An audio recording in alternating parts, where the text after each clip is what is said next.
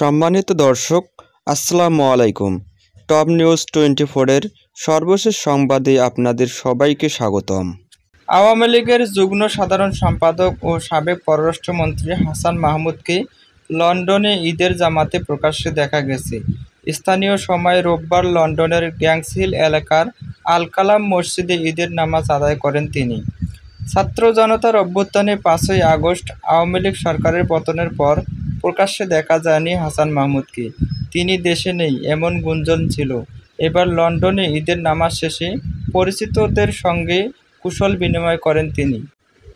সামাজিক যোগাযোগ মাধ্যমে ছড়িয়ে পড়া দুটি ছবির একটিতে যুক্তরাজ্য আওয়ামী লীগের সাধারণ সম্পাদক সৈয়দ ফারুকের সঙ্গে কোলাকুলি করতে দেখা যায় হাসান মাহমুদকে।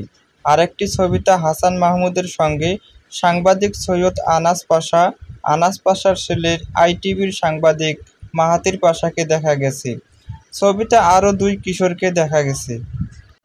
ওই দুই কিশোরের পরিচয় সম্পর্কে সাংবাদিক সৈয়দ আনাস পাশা বলেছেন, ছবিতে হাসান মাহমুদের ডান পাশে দুজনের একজন খুব সম্ভবত ওনার ছেলে এবং অপরজন ভাতিজা।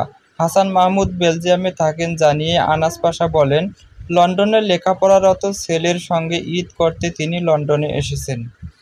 সৈয়দ আনাস পাশা বলেন, যুক্তরাজ্য আওয়ামী লীগের সাধারণ সম্পাদক সৈয়দ ফারুক সম্পর্কে আমার চাচা এবং লন্ডনে আমরা একই এলাকায় বাস করি।